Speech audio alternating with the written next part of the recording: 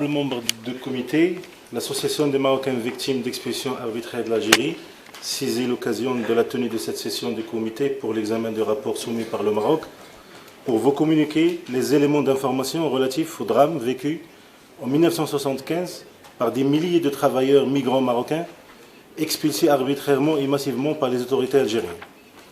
L'ANVEA propose également, au terme de la présente session, que soient inscrites dans le rapport sur le Maroc certaines recommandations qui interpellent les autorités marocaines sur cette tragédie.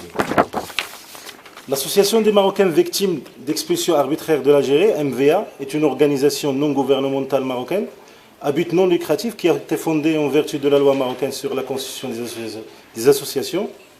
Elle est indépendante de toute instance officielle, politique ou religieuse. Son siège se situe à Rabat au Maroc. Son action s'inscrit dans une perspective de travail historique, de réhabilitation de la dignité des milliers de travailleurs migrants marocains refoulés massivement d'Algérie. Il vise aussi à sensibiliser les instances humanitaires internationales à faire preuve de vigilance pour que de pareilles tragédies ne se reproduisent plus. Le 18 décembre 1975, le gouvernement algérien procédait à l'expulsion de 45 000 familles, environ 500 000 personnes marocaines, établies en toute légalité sur le territoire algérien. Ces personnes travaillaient en Algérie et étaient intégrées depuis des décennies.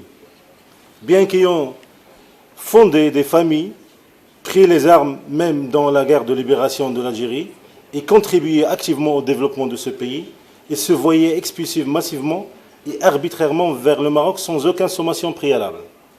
Ce refoulement de masse, mûrement planifié par le régime algérien de l'époque, s'est déroulé dans des conditions abominables et sans aucun préavis à l'attention de la communauté ciblée. Le mot d'ordre a été donné le jour de la fête de l'Aïd el-Kbir, fête de sacrifice d'Abraham à l'encontre des Marocains qui ont fait l'objet d'une chasse à l'homme sans précédent et d'un nettoyage ethnique ordonné en haut lieu et exécuté par les forces de l'ordre algériennes. Je cite les services secrets, l'armée, la police, la gendarmerie, qui avaient pour mission de chasser du territoire toute personne portant la nationalité marocaine. Avant l'expulsion proprement dite, les Marocains raflaient sur les lieux de travail, leurs écoles pour les enfants, ou enlevés à leur domicile, avaient été séquestrés plusieurs jours dans des commissariats et des geôles secrètes, privés de visites, de nourriture, jusqu'à leur refoulement définitif, intervenu par vagues successives étalées sur une période de 2 mois.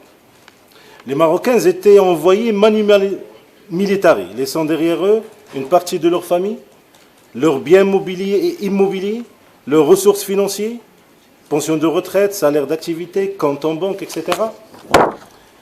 Les témoignages des victimes dont dispose l'ANVEA montrent l'ampleur de la tragédie vécue par ces gens et qui restera dans les annales de l'histoire. Arrestation, expropriation, confiscation, intimidation, humiliation, torture, voire abus sexuels sur certaines femmes, ainsi que des disparitions et des décès pour maltraitance ont jalonné cette expédition punitive collective.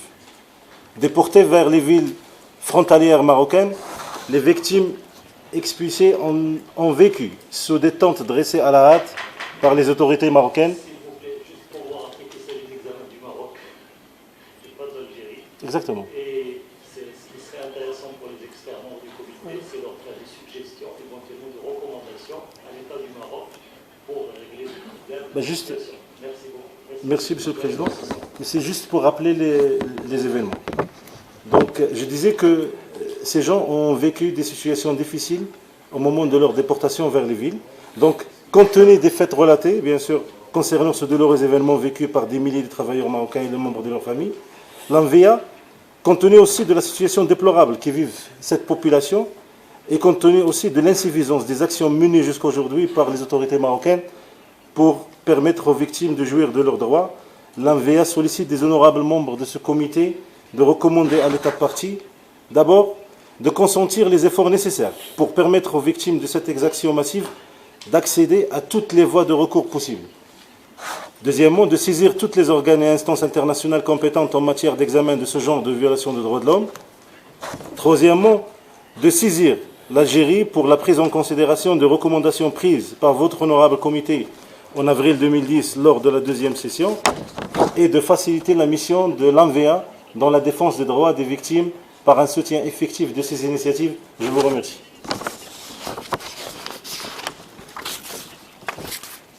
Merci beaucoup, M. Fizaoui. Maintenant, je donne la parole à M. Jacques.